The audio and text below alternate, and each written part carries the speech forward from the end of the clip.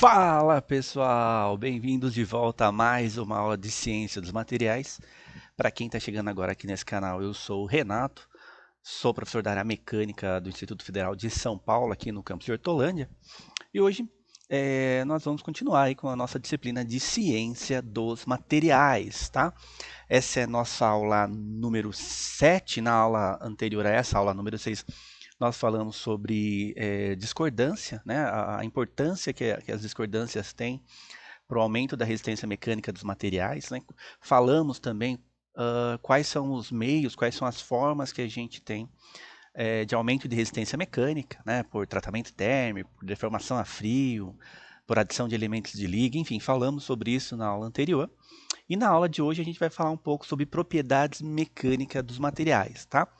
Hoje eu estou gravando aqui direto do Instituto Federal de São Paulo, do campus de Hortolândia, né? Hoje eu estou aqui. E nessa parte, né, nessa aula especificamente, a gente vai falar um pouco das principais propriedades mecânicas, né, que eu consigo aí caracterizar o meu material por meio de ensaios, tá? Especificamente ensaio de tração. É o mais comum da gente utilizar nesse entendimento, né, nessa aula que a gente estuda propriedades mecânicas, tá bom?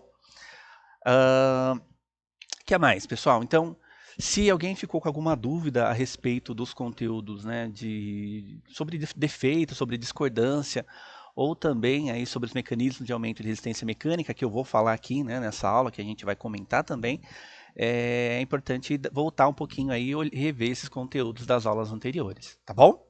Então vamos lá, vamos continuar a nossa aula aqui?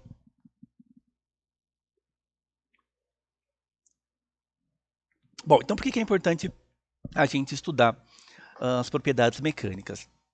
Então, primeiro, a determinação e o conhecimento das propriedades mecânicas é importante para a escolha do material para uma determinada aplicação, bem como para o projeto de fabricação do componente. As propriedades mecânicas definem o comportamento do material quando sujeito a esforços mecânicos, pois estas estão relacionadas à capacidade do material de resistir ou transmitir esforços, tá? Bom, por que é importante a gente estudar as propriedades mecânicas, né, dos materiais?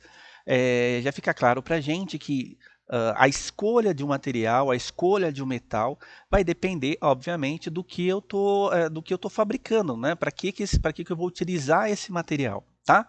Então, cada metal possui um comportamento mecânico distinto, né? Um comportamento mecânico que a gente vai ver aqui, mais dúctil, abre aspas, que a gente está vendo até agora, mais macio, ou um comportamento mecânico de um material mais resistente, mais frágil, tá?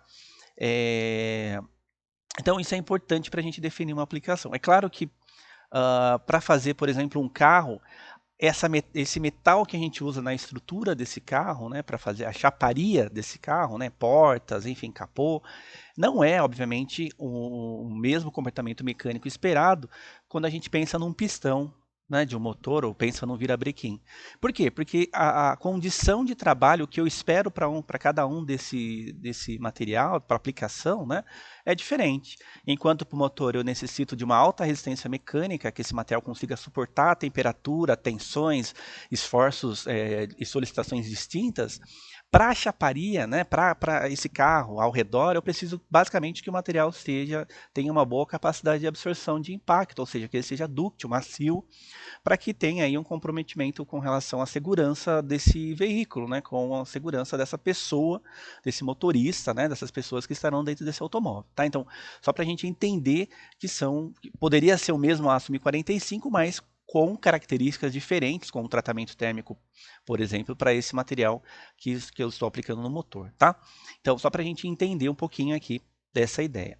Bom, as principais propriedades mecânicas que a gente pode aí trabalhar, ou que a gente pode definir, é a resistência à tração, a elasticidade, a ductibilidade, a fluência, a fadiga, a dureza e a tenacidade. Aqui a gente acaba trabalhando mais com esses três primeiros de cima, né? Resistência à tração, a elasticidade desse material, o comportamento elástico que ele apresenta, a ductibilidade, que até então a gente está pensando aqui que é maciez, hoje a gente vai eu vou conseguir definir isso com vocês nessa aula, então fica aí comigo, né, para que a gente consiga definir o que é essa ductibilidade. A fluência, que tem a ver com esse comportamento do material sobre, por exemplo, em um aquecimento, né, então o comportamento que esse material vai ter sob compressão, sob tração e aquecido ao mesmo tempo, né? A fadiga que esse comportamento que o material vai ter num ciclo repetitivo de esforços, né? De carga positiva, carga negativa, ou carga positiva, carga neutra, né? A dureza, que é a resistência que esse material oferece a uma penetração, né? Uma impressão deixada por um penetrador. E, por fim, a tenacidade, que é a capacidade, que a gente fala basicamente, a capacidade de absorção de energia até a fratura desse material, tá bom? Então, olha quantas propriedades que a gente consegue definir aqui, né? E cada uma delas, obviamente, está aplicada a uma propriedade, a uma condição de trabalho para esse material, né? Então, por exemplo, ao passo que eu quero uma grande resistência mecânica para uma engrenagem ou para um pistão, ao mesmo tempo eu quero uma tenacidade, né?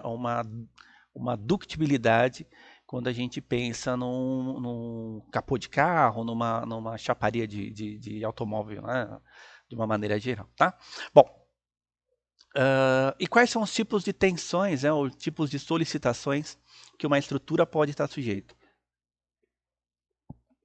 As clássicas eu mostro aqui para vocês, né? Talvez muita gente já tenha estudado resistência dos materiais e já viu, se não todas, quase todas essas daqui, e pôde calcular, né, desenvolver projetos, ou fazer cálculos aí de solicitações distintas para esses materiais, né? Aqui eu vou comentar com vocês, né? Temos a tração, né, forças em direções opostas, compressão, forças do mesmo sentido, né? Cisalhamento, esse esforço cortante, flexão, né, dois apoios em uma carga central ou deslocada, enfim. Torção, né, esse movimento de torque aqui nesse eixo, tá? Então, essas seriam as solicitações principais dentro desse universo da mecânica: tração, compressão, cisalhamento, flexão e torção, tá? Bom, então como que a gente pode pensar em determinar as propriedades mecânicas, né? Talvez vocês já tenham parado aí para pensar que tem vários jeitos de fazer isso, né? Então, o modo mais comum de fazer isso é por meio de ensaios mecânicos. Para isso, eu utilizo de equipamentos, de máquinas que são desenvolvidas para esse fim, né? Então, eu uso lá uma máquina de ensaio para tração, né? Uma máquina que a gente chama de uma máquina universal de ensaios, que vai fazer um ensaio de tração, ensaio de compressão, algumas ensaio de flexão, algumas ensaio de torção, tá? Então, esses equipamentos eles têm essa capacidade, né, de aplicar um esforço, uma solicitação nesse material e pegar uma informação de retorno, né? E pegar a carga que eu estou utilizando, os ciclos que eu estou utilizando, pegar o deslocamento que eu estou utilizando durante esse ensaio, tá? Então, a gente utiliza por meio dessas máquinas, né? Essa é a primeira etapa. Em um momento futuro, né, algumas empresas trabalham também com o meio que a gente chama de protótipo. Então, você aplica isso diretamente no material e põe isso em prova, né? Então, se é um carro, se é uma bicicleta, você desenvolve todo esse carro, toda essa bicicleta, e aí você deixa isso no meio em algumas pessoas ou na engenharia ali para testar isso, né? Testar que seria basicamente mover esse carro, né? Dirigir esse carro por uma certa quilometragem, essa bicicleta, enfim, o que for, para ver se vai ter alguma falha de projeto, alguma falha nesse material, tá? Ou alguma peça desse projeto, tá bom? Para esses ensaios em máquinas, né, esses ensaios destrutivos, a gente tem que utilizar normas técnicas, né? Então, todo ensaio ele tem que ser baseado, né, em alguns critérios, tá? Para isso a gente usa normas. No Brasil, a gente utiliza as normas da ABNT, que é a Associação Brasileira de Normas Técnicas, tá? Mas algumas empresas aí multinacionais podem utilizar também normas da STM, American Society for Tests and Materials, ou de alguma outra norma japonesa, alemã, enfim. E aí cabe ao técnico, cabe ao engenheiro analisar esses documentos para fazer com que esse ensaio seja feito de acordo com a norma, tá bom? Isso é muito importante, que o ensaio seja conduzido dentro das normas técnicas, tá bom? Ou seja, se o corpo de prova está dentro da norma técnica, as dimensões do corpo de prova está dentro dessa norma técnica, as condições do equipamento também, né? As características desse equipamento têm que estar dentro das normas técnicas, né? Os parâmetros escolhidos para esse ensaio têm que estar dentro dessas normas, tá bom? Quais são os testes mais comuns, né, para determinar propriedades mecânicas? De longe, resistência à tração é o que ganha muito espaço, né? Então, no ensaio de resistência à tração, a gente consegue levantar muitas propriedades, muitas informações sobre o material, tá? Então, isso torna ele o mais comum dos ensaios. Mas eu posso também fazer um ensaio de resistência à compressão, à torção, ao choque, ao desgaste, resistência à fadiga, dureza e etc. Tá? Aqui nessa aula de hoje, especificamente, a gente vai conduzir a esse estudo das propriedades mecânicas por meio de um ensaio de resistência à tração, tá bom? Então a gente não vai entrar aqui no mérito de estudar o ensaio de compressão, o ensaio de torção, tá? Não é o objetivo dessa aula. Então essa aula a gente pega de um ensaio de tração para levantar as propriedades que esses materiais têm, tá bom? Essa é a ideia. Esses ensaios mecânicos, eles podem ser classificados quanto à integridade, né, desse ensaio e também quanto à velocidade. O que seria a integridade? Basicamente, se esse ensaio vai ser destrutivo ou não. O que é o ensaio destrutivo? O ensaio destrutivo é aquele que ao final do ensaio eu levantei uma informação, levantei uma curva, por exemplo, né? Só que eu perdi o meu corpo de prova, né? Já o ensaio não destrutivo é aquele que, teoricamente, eu não comprometo a integridade desse material. Ou seja, eu posso fazer o ensaio nesse material, né? E eu continuo podendo utilizar. Tá? Então, exemplo de ensaios destrutivos, aquele que eu então, tenho a perda desse material, né? Na perda desse corpo de prova dessa peça. Tração, dureza, fadiga, fluência, torção, flexão, impacto, tenacidade, a fratura. São todos ensaios que eu acabo perdendo, tá bom? E ensaios não destrutivos, técnicas de análise de imagem, né? Raio-X, raio-gama, ultrassom, partículas magnéticas, líquidos penetrantes, microdureza, tomografia. Então são ensaios que mantêm a integridade da peça, não comprometem essa integridade. E eu também posso pensar nos ensaios quanto à velocidade que eu estou utilizando para esse ensaio. A gente pode chamar de ensaios estáticos, mas do ponto de vista físico, na verdade, seria semi-estático, né? Porque eu tenho uma movimentação, mas extremamente lenta, tá? Que é o caso do ensaio de tração, ensaio de compressão, flexão, dureza e torção. Temos também os ensaios dinâmicos, na qual a velocidade exerce influência sobre o comportamento, fadiga e impacto, tá? Impacto, fadiga, esse ensaio conduzido em máquinas que geram um ciclo repetitivo de cargas no meu corpo de prova. E impacto, normalmente tem dois ensaios. O mais clássico, quem quiser procurar aí na internet, né, ensaio Sharpie, tá? Que é um pêndulo que vai bater num corpo de prova previamente com com um corte, né, com um chanfro em V. Ou pode ser também impacto por drop test, né, com a queda de uma carga sobre um objeto, tá? E temos também o ensaio de carga constante, que é a fluência. Esse que eu comentei com vocês, que podem ser feitos por compressão, né? Com um certo aquecimento desse corpo de prova. Então, eu aqueço e aplico uma força nesse material, uma força de compressão nesse material, tá? Bom, então vamos falar um pouquinho do ensaio de resistência à tração. Acho que todo mundo que está aqui ou que está acompanhando a disciplina possivelmente já deve ter visto ou já escutou falar a respeito, tá? O ensaio de tração, ele é conduzido na norma NBR 6152 para metais, né? E basicamente eu tenho um corpinho de prova na qual as extremidades têm um diâmetro um pouco maior, né? Ao centro, que a gente chama de diâmetro útil, tá? E a gente encaixa isso numa máquina que a gente chama de prensa, que a gente chama de máquina universal de tração, na qual vai aplicar gradativamente, né, um deslocamento nesse material. Então eu encaixo aqui normalmente sobre duas garras, tá? Claro, tem todo, atualmente, né, tem toda uma central aqui, tem um computador na qual eu seleciono algumas, coloco aqui algumas informações, né, qual a velocidade desse ensaio, né, qual a velocidade de deslocamento desse ensaio, tá? Qual é a carga máxima, qual é a carga mínima, então onde começa a medir essa carga, enfim. Então eu tenho um computador trabalhando em conjunto com esse equipamento, tá? E aí, essa máquina começa a movimentar, então tá vendo? Tem um movimento aqui. Então eu começo a tracionar esse material, tá? Até esse material fraturar, até o limite de resistência desse corpo de prova, desse material, tá bom? Então, a resistência à tração é medida submetendo-se o material a uma carga ou força de tração paulatinamente crescente, que promove uma deformação progressiva do aumento de comprimento. À medida que eu tenho um deslocamento aqui desse, né, dessa minha base, né, pode ser a base ou pode ser a parte de cima, enfim, à medida que eu tenho um deslocamento dessa minha prensa, né, então eu tenho um aumento dessa tensão que eu estou aplicando. Por quê? Porque esse material ele começa a resistir a esses esforços, né?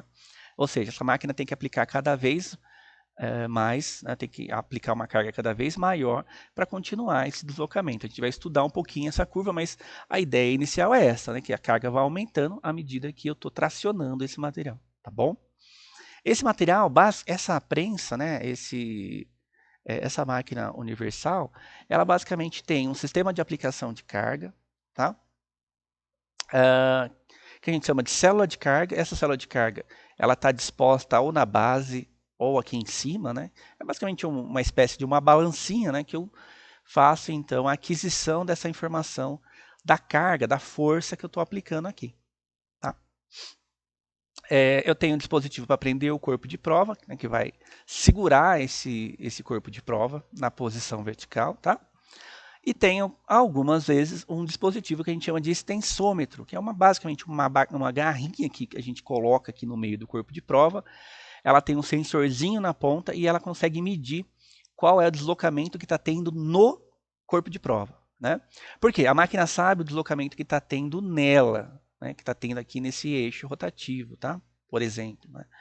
Mas ela não sabe exatamente qual é o deslocamento que está tendo no corpo de prova, tá?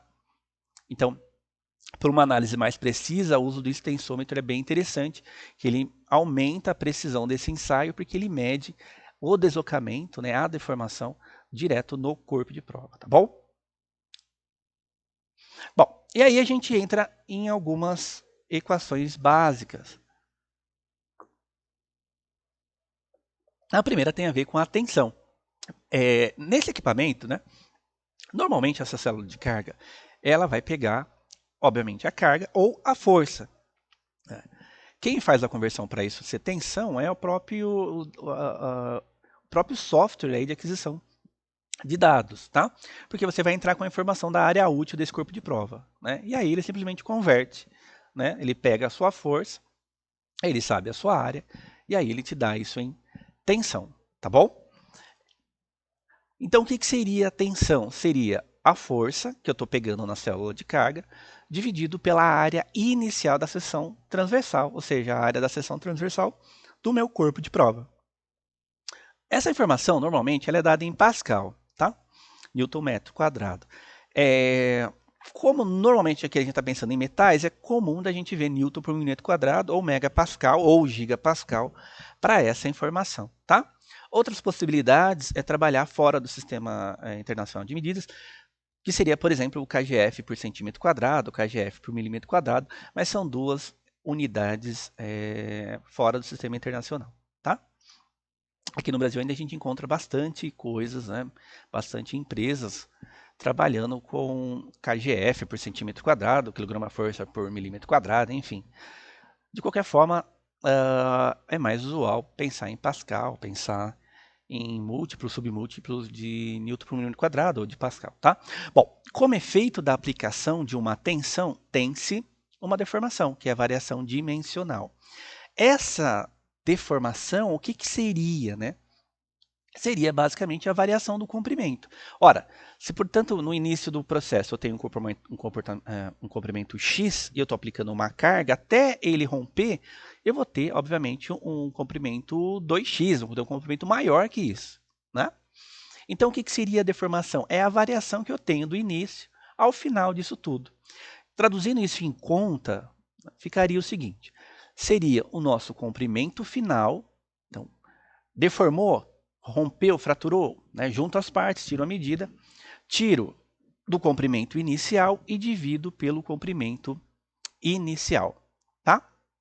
Então, final menos inicial dividido por inicial. Ou, em outras palavras, ΔL, que é a variação do comprimento, né?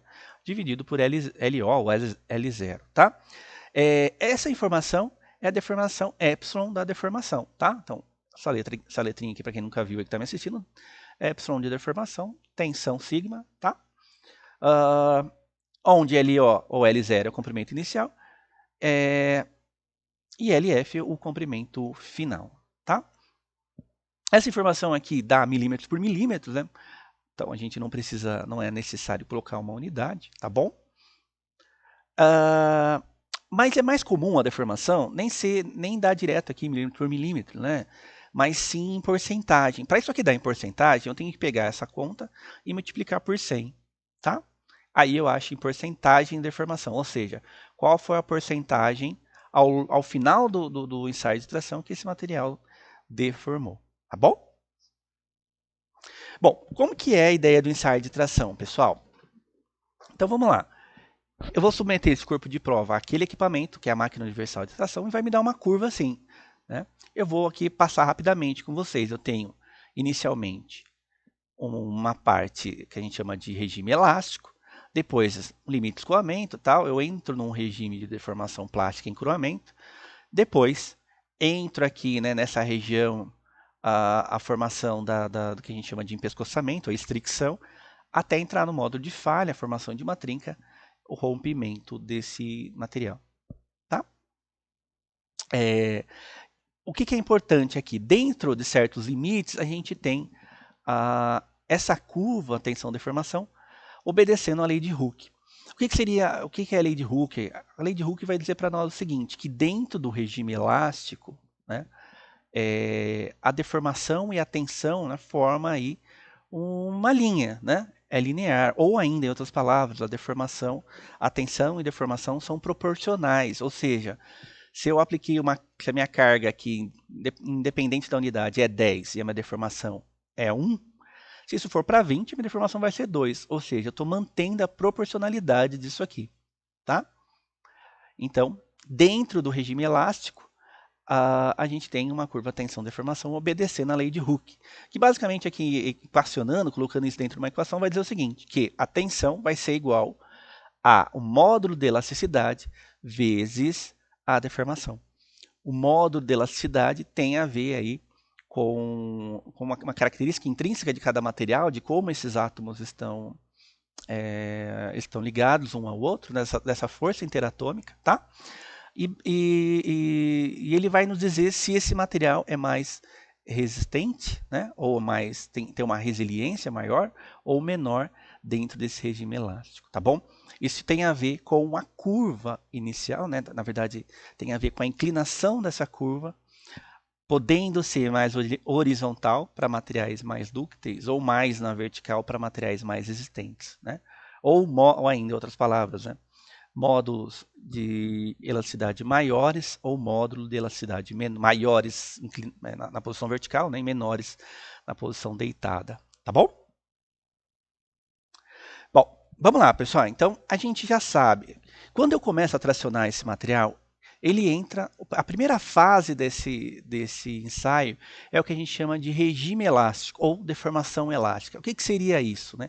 A deformação elástica é quando eu consigo afastar os meus átomos, né? Então, lembrando lá que a gente viu no comecinho do nosso curso, né? Esses metais eles estão unidos, de uma maneira geral, por uma ligação metálica, né? Que é uma ligação forte, a gente já viu isso, né? Que apresenta uma forte atração entre esses átomos, tá? Então, dentro do regime elástico, o que eu estou fazendo é distanciando esse átomo um do outro, tá?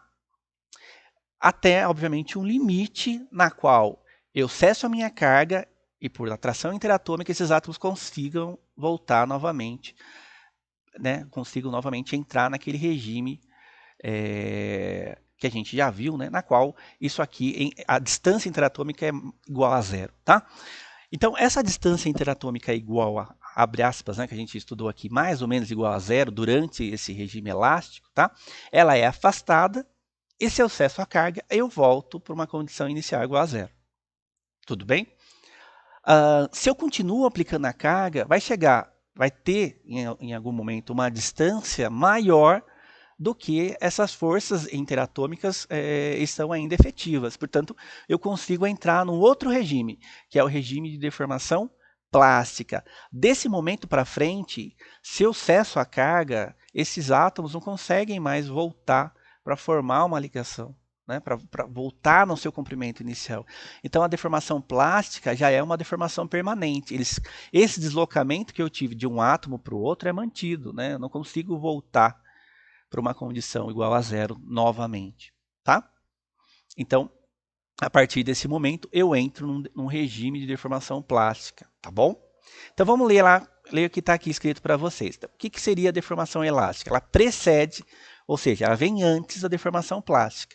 Ela é reversível, portanto, se eu apliquei uma carga e eu continuo, né, uma carga que não passou, que não entrou acima do meu limite de escoamento, né, e eu simplesmente retorno, eu tiro essa carga, o meu material volta à sua condição, à sua condição inicial, tá?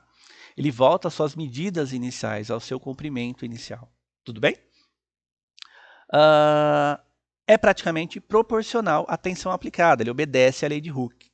Como a gente já tinha visto, dentro do regime elástico, dentro da deformação elástica, essa deformação ela é proporcional à tensão aplicada. Então, à medida que eu estou aumentando a tensão, né, em mesmo nível eu estou aumentando a deformação. Então, proporcionalmente, eu estou aumentando essa deformação.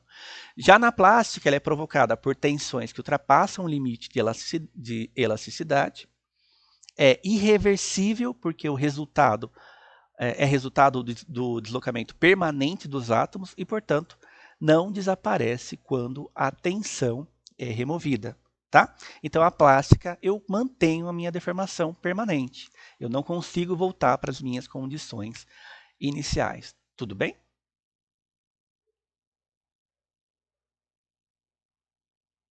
Bom, então o que a gente tem falado, né? Que dentro do regime elástico, a gente tem a curva tensão-deformação obedecendo à lei de Hooke, na qual vai dizer que dentro desse regime elástico, a deformação é proporcional à tensão aplicada, né? E aí a gente entra aqui no módulo de elasticidade, tá? O módulo de elasticidade é dado pela tensão por deformação, ou seja, eu venho no regime elástico, pego uma informação no eixo Y de tensão e no eixo X de deformação e calculo, e aí eu consigo obter o meu módulo de elasticidade. É claro que, como essas curvas já são muito conhecidas, a gente encontra isso em qualquer livro de ciência dos materiais, qual é o módulo de elasticidade para os principais materiais, para as principais ligas metálicas, tá bom? Essa informação normalmente de módulo de elasticidade é dada em gigapascal ou kgf, quilograma-força por milímetro quadrado, tá? Outra possibilidade, né, de calcular esse módulo de elasticidade tem a ver com essa relação trigonométrica que parece aqui, né? Então, tem um triângulo retângulo formando, dependendo da inclinação disso, né? Imagine, então, eu tenho uma inclinação acontecendo, né? Para o material mais dúctil, para o material mais frágil, certo? Ou para um menor módulo de elasticidade para um maior módulo de elasticidade, tá? E esse ângulo formado, se eu calcular, por exemplo, aqui, né? Tangente de alfa, vai ser igual ao módulo de elasticidade, tá bom? Então, dá para calcular também por meio de uma relação trigonométrica bem simples esse módulo de elasticidade, tá? O módulo de elasticidade está relacionado diretamente com as forças das ligações interatômicas, como já vimos, né? Dentro do regime elástico, o que conduz isso, né? O que está por trás desse comportamento são as ligações interatômicas, tá?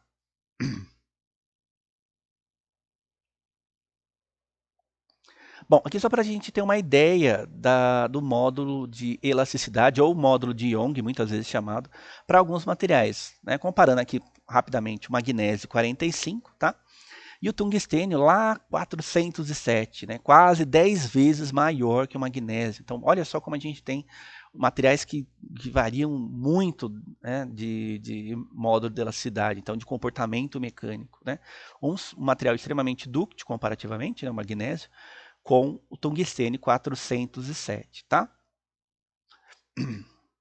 Quem quiser ver com mais calma, aí dá um pause para ver os outros materiais. Bom, nem todos os materiais apresentam um comportamento linear durante o regime elástico. É o caso de ferro fundido cinzento, é o caso de alguns de concretos e também de alguns polímeros, tá?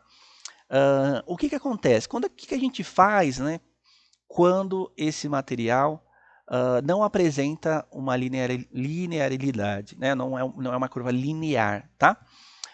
Existem algumas técnicas que eu vou apresentar para vocês que a gente pode fazer, que é o seguinte: a gente vem da origem dessa curva e traça uma reta a partir dessa origem, tá? Essa reta em algum momento vai encostar na linha da nossa curva, tá? E aí a gente tira uma relação dessa minha linha, tá bom? Pode ser uma relação trigonométrica ou pode ser aquela ideia que a gente já viu aqui de pegar uma informação da tensão por deformação. Faço a mesma coisa numa outra inclinação, né? Num outro momento de curva dessa minha curva tensão-deformação, tá? E a mesma ideia.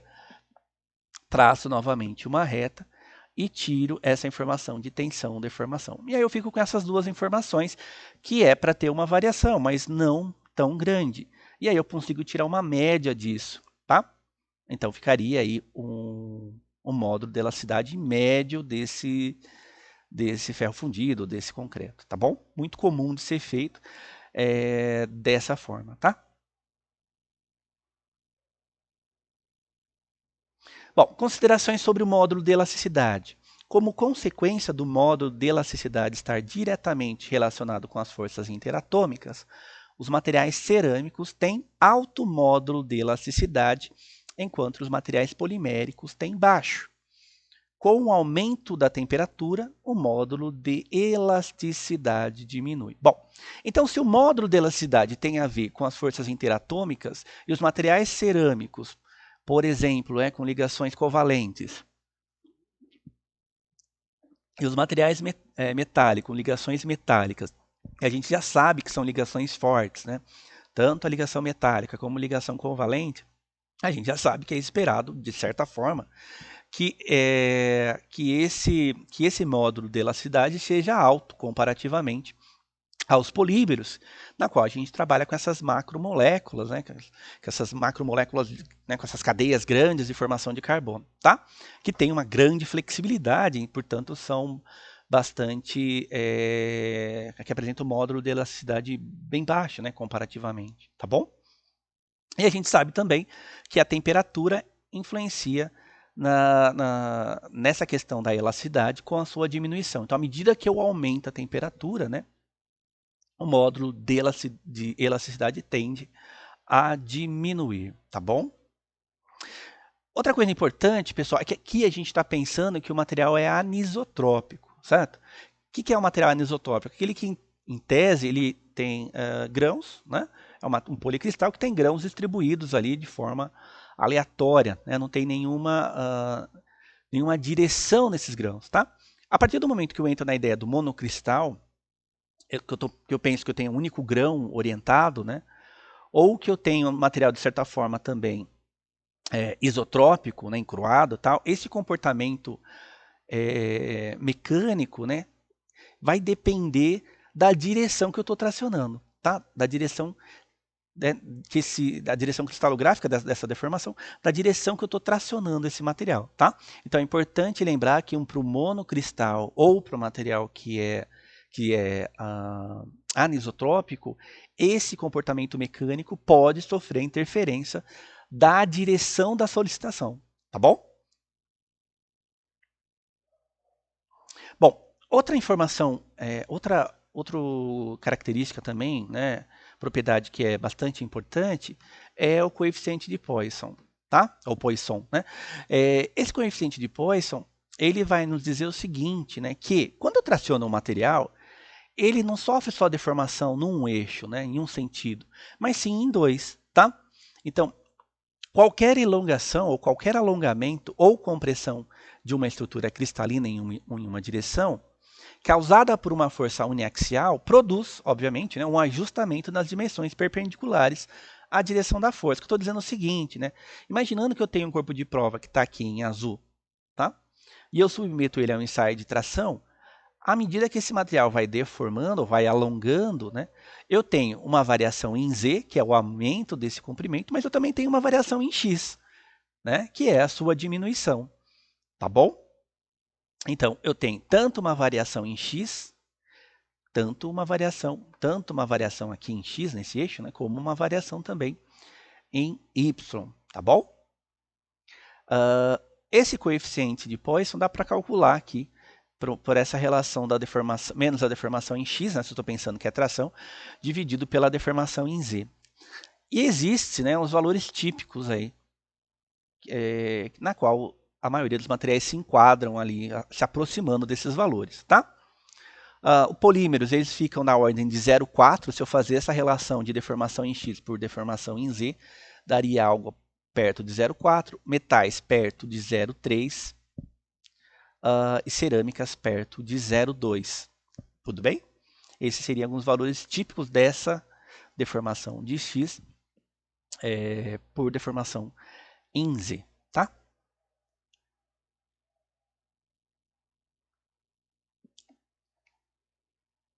Em outras palavras, né, dá para a gente pensar que esse valor em Z ele é mais considerável do que em X. Né? Tudo bem? Já que os valores aqui dão uma fração. Né? Bom, vamos falar um pouquinho agora do fenômeno de escoamento. Tá? O que seria o escoamento? É quando eu tenho, então, uma região na qual o material escoa, ou, em outras palavras, deforma, com muito pouca variação da sua tensão. Né? Formando ali, às vezes, um platôzinho, né? Um platô, uma região relativamente estável, na qual o material deforma com, basicamente, a tensão, com a mesma tensão. Tudo bem? Então, vamos lá ver as duas possibilidades. Então, primeira possibilidade aqui, né? Nessa curva eu tenho um regime elástico, tá? Passando aqui para o limite de proporcionalidade, entrou nessa região, limite de escoamento, né? E perceba que não tem nada muito claro para a gente onde é exatamente essa tensão de escoamento. Não tem nenhum pico, não tem nenhum valor muito claro para a gente, tá? Alguns materiais apresentam um pico muito claro de tensão de escoamento, tá? Então, olha esse outro caso, essa outra curva para um outro material. Apresenta também um regime elástico, né? Onde o módulo de Young, onde a lei de Hooke está obedecendo aqui, né? E aí lá em cima, o ponto do limite de escoamento. Muitos livros chamam de limite de escoamento superior, né?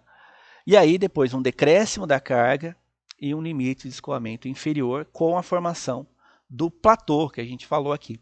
O que é esse platô, professor Renato? Esse platô é quando o meu material continua o processo de deformação, mas a tensão se mantém quase constante. Tá? Por que acontece isso? Porque aqui é o início, né, dessa deformação plástica, então minhas discordâncias começam ali a se movimentar com uma certa liberdade, na qual eu não preciso aplicar nenhuma carga muito grande para que esse negócio continue a acontecer. Tá? Claro que esse regime fica por um tempo, por uma deformação relativamente curta, e novamente começa a subir a tensão aplicada. Tá? Por quê? Porque aí as discordâncias já não tem mais esse nível de liberdade, né? Ela começa a encontrar, abre aspas, problemas, barreiras, né? Contornos de grão, átomos ali de elementos de liga, né, formando solução sólida, átomos intersticiais, átomos substitucionais, enfim, encontra barreiras para sua movimentação, e aí sim a tensão aqui volta a aumentar novamente, né, para criar o efeito aí do encruamento. Tudo bem? Então temos duas possibilidades. Uma, que eu tenha tensão de escoamento muito clara, tá? E outra condição é curva de materiais que não apresentam essa condição para nós muito clara, tá?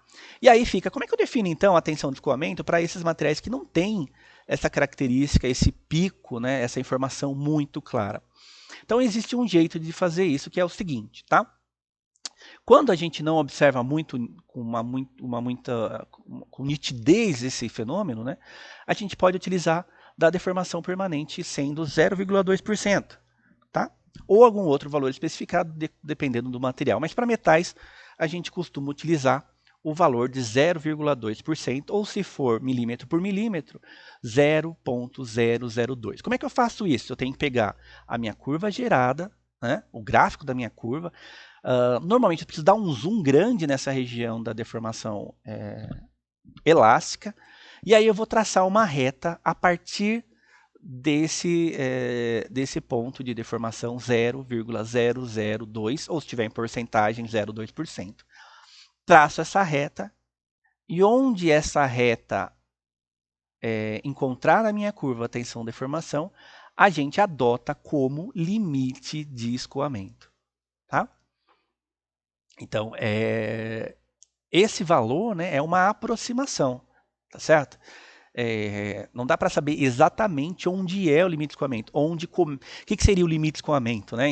É quando a deformação plástica, a partir desse momento, começa a trabalhar. Então, é quando as discordâncias começam a ter aí uma liberdade, começam a querer se movimentar. Tá? É o início dessa deformação plástica. Tá? Perceba que aqui não é muito claro para a gente, então eu uso dessa técnica de deformação igual a 0,2% para encontrar essa tensão de escoamento, ou esse limite de escoamento, na qual a gente usa uma aproximação. Tudo bem? Então, essa seria a forma de se fazer isso. Então, quando essa tensão de escoamento não está muito clara, a gente utiliza dessa ideia, tá bom? Metais e ligas a gente adota 0,2 no eixo da deformação. Cobre e suas ligas, por ser um material um pouco mais dúctil, né, 0,5. 0,5%, né, ou se for milímetro por milímetro, 0,005. Ligas metálicas duras, 0,1. Cerâmica, 0,1. Polímeros, 0,5. Tá? Aí prefiro que vocês guardem apenas a ideia de 0,2, porque a grande maioria das vezes a gente adota aí 0,2 para encontrar o limite de escoamento, ou limite de escoamento, ou resistência a escoamento, enfim, desses gráficos, né, dessa curva que não está tão claro o seu ponto, tá? Bom, então o que a gente já definiu? Vamos voltar aqui, né? A gente já definiu, vamos guardar as propriedades que a gente já pegamos, né, que nós já pegamos aqui da curva. Já definimos o módulo de elasticidade, que tem a ver com a inclinação dessa curva no regime elástico, tá? Já pegamos também a informação de limite de escoamento, ou tensão de escoamento, tá? E agora a gente vai pegar uma outra informação, que é resistência à tração, ou limite de resistência à tração, muitas vezes chamado, tá? O que seria essa resistência à tração? Ele vai corresponder para nós a maior carga que esse corpo de prova suportou, ou a carga máxima, né, maior, ou carga máxima que esse corpo de prova suportou. Tá bom? Como é que eu faço isso? Simplesmente eu calculo dividindo a tensão, ou se for o caso, né, a força, pela seção da reta, ou pela área transversal desse meu corpo de prova. Tá bom? Normalmente essa informação ela é dada em megapascal. Tá? Então, vocês podem consultar em livros, né? Tem um site que eu gosto bastante que se chama MathWeb, que ele dá informação lá. Você coloca qual é o material, né? Coloca a liga e tal. Ele te dá essas informações clássicas de propriedades mecânicas. Bom, temos também a tensão de ruptura, tá? Ou limite de resistência, né? De ruptura.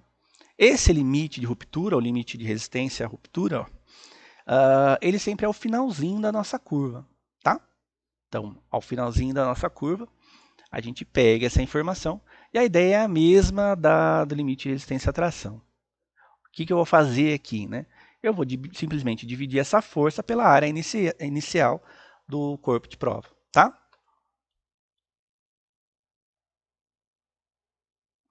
Bom, pessoal, e aí como é que eu faço então? O que é, né? O que seria a nossa ductibilidade? Quando a gente fala que o material é dúctil, né, muitas vezes eu tratei aqui como abre aspas macio, né, a ductibilidade ela tem a ver com a característica que esse material vai ter durante a deformação plástica. Então, quanto mais esse material deformar plasticamente, ou quanto mais ele se alongar, mais dúctil ele se torna, tá? Então, a ductibilidade tem a ver com a capacidade que esse material tem de esticar, de se alongar, né, até o limite de ruptura, até ele se romper, tá? Até o limite de resistência dessa ruptura, tá bom? A ductibilidade dá para calcular em função do alongamento e também em função da seção transversal do corpo de prova, ou que a gente chama de estricção. Quando a gente calcula pelo alongamento, é só a gente pensar que eu quero. Como é que eu faço para saber qual é a ductibilidade do material? Ora, é só eu pensar que eu quero pegar o que esticou menos algo que era inicial, né? O comprimento que era inicial. Tá? Então, é uma conta muito simples que daria para a gente só deduzir, não precisaria nem de equação nenhuma, né? Mas vamos lá. É o comprimento final desse corpo de prova menos o comprimento de origem inicial dividido pelo comprimento inicial. E rotineiramente a gente multiplica por 100 para achar isso numa unidade, para ficar em porcentagem, tá? Então, o cálculo da ductibilidade é muito simples, né? O que seria uma... Então, como é que eu sei que o material é mais dúctil? Eu sei, olhando para a curva, então, quanto mais longe tiver essa curva aqui, né? Quanto mais se alongar, quanto mais esticar aqui, quanto mais deformação tiver, mais dúctil é esse material, tá? Ou mais plástico é esse material, tá bom?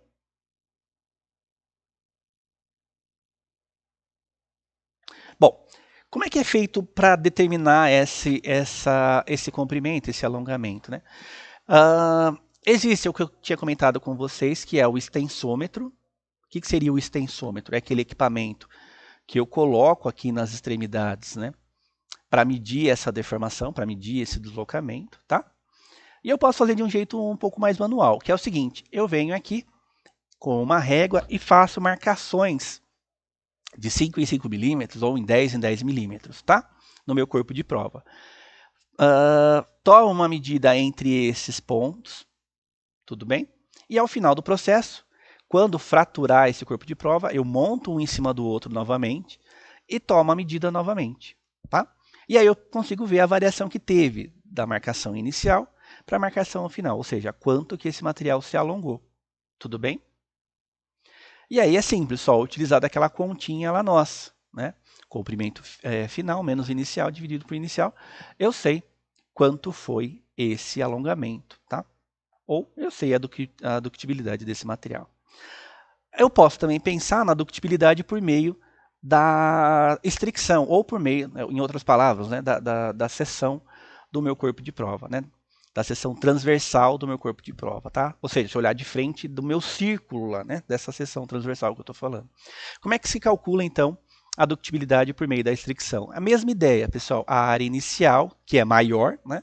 Pela área final, que é um diâmetro menor, dividido pela área inicial. E multiplico por 100 para obter isso em porcentagem. Então, seria outra forma de eu conseguir saber a ductibilidade do material. Tá? Outra propriedade importante é a resiliência. O que é a resiliência, pessoal? A resiliência...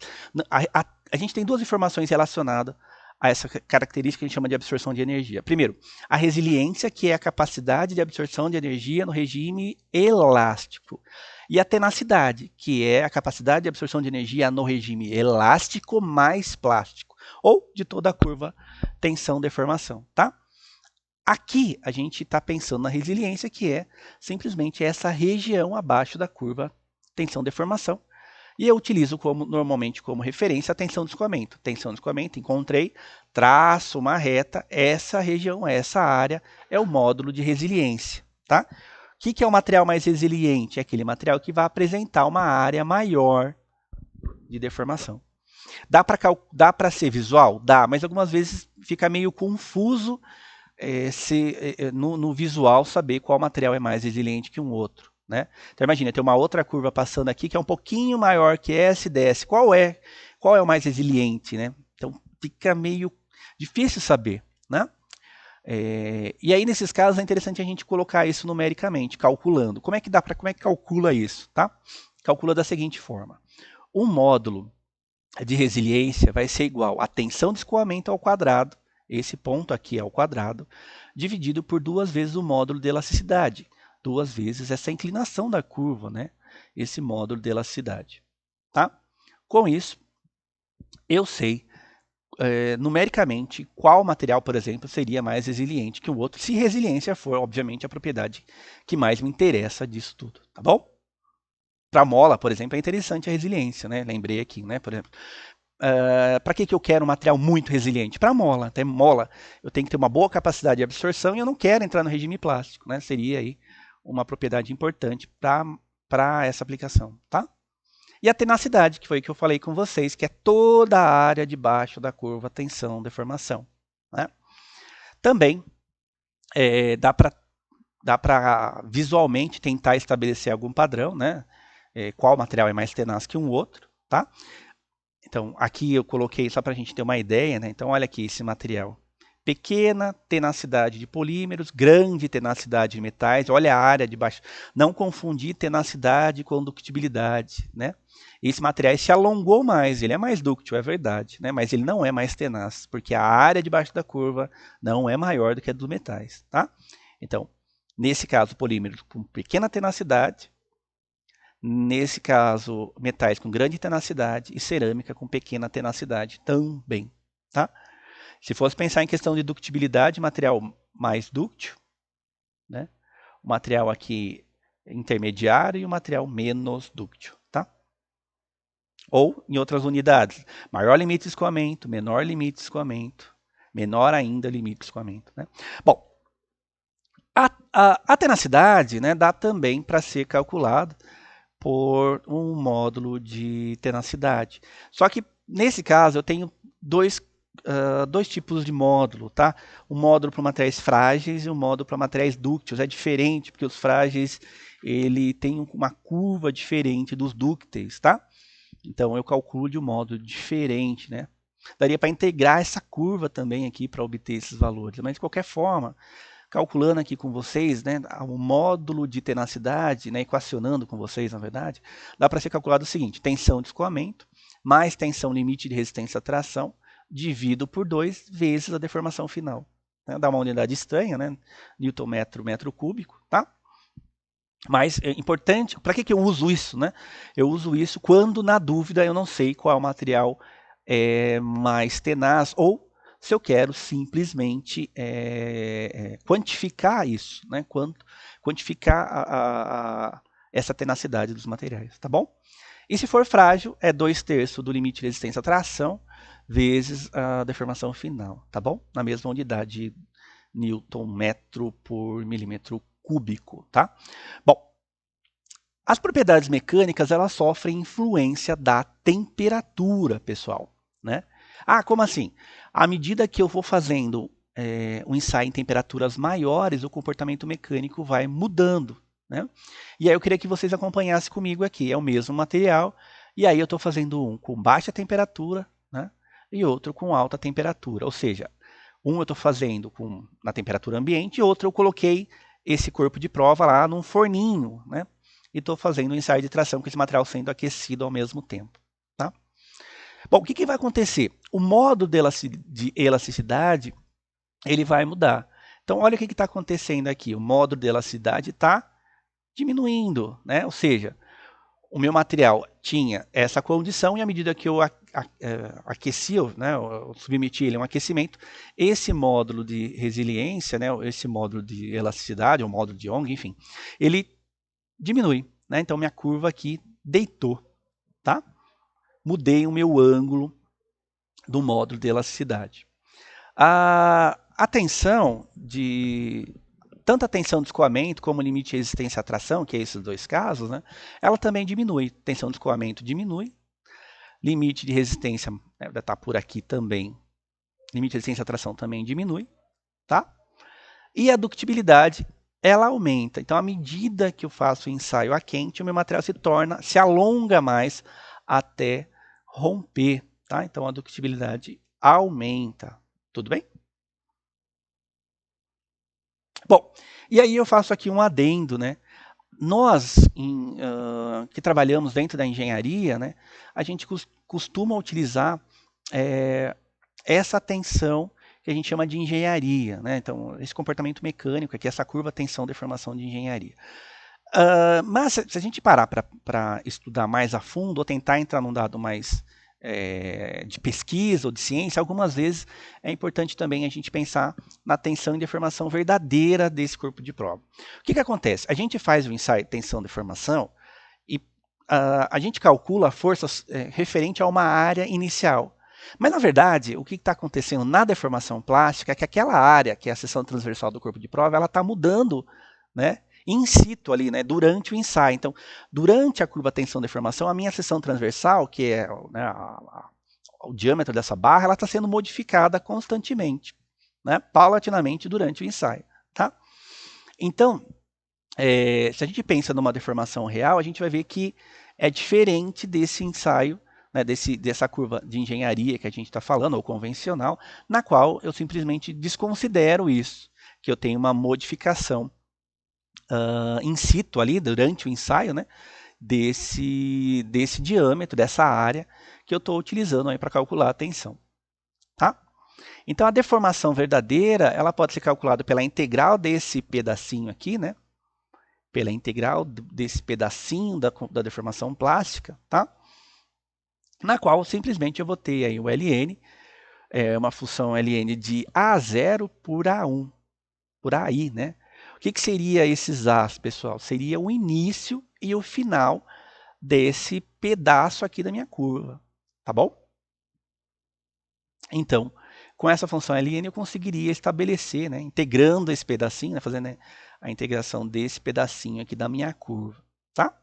Então, só para vocês terem aí também uma ideia. Como eu disse, né, a gente usa, assim, muito mais, mas muito mais a tensão convencional no dia a dia ali, mas a tensão real, considerando a modificação instantânea dessa área, a gente pode utilizar quando a gente entra para uma ciência mais fina, para uma pesquisa mais fina do comportamento mecânico desses materiais, tá? Mas com certeza a convencional nos dá aí muitas informações importantes que são as clássicas, né? E que a gente costuma utilizar muito mais, tá bom? Mas eu achei importante colocar aqui para vocês também que há uma diferença dessa tensão convencional de engenharia que a gente usa versus a tensão real verdadeira que eu deveria considerar a variação do diâmetro, né? Quando eu considero a variação do diâmetro, obviamente a curva não tem um decréscimo, né, da carga, né, da tensão. Na verdade, ela tem um aumento, porque meu diâmetro está diminuindo, tá? Até a fratura. Bom, pessoal, era isso que eu tinha para falar para vocês sobre comportamento mecânico. Espero aí que vocês tenham gostado, tá? Se gostou, deixa um like. E a gente se vê aí numa próxima aula sobre ciência dos materiais, tá bom? Forte abraço a todos, a gente se vê em breve. Tchau, tchau.